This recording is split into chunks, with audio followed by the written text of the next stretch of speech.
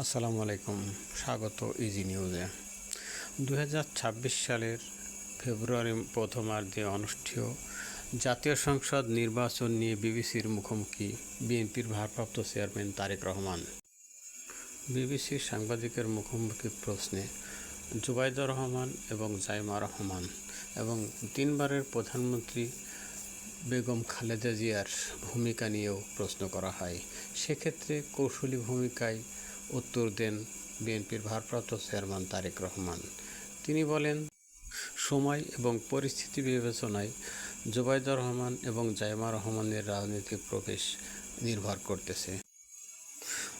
এবং আওয়ামী লীগের নিষিদ্ধ প্রসঙ্গে তারেক রহমান বলেন, জনগণ চাইলে আওয়ামী লীগ রাজনীতি করবে, কোনো ক্রমেই থামানো যাচ্ছে না ইসরায়েলের প্রধানমন্ত্রী নেতানিয়াহুকে।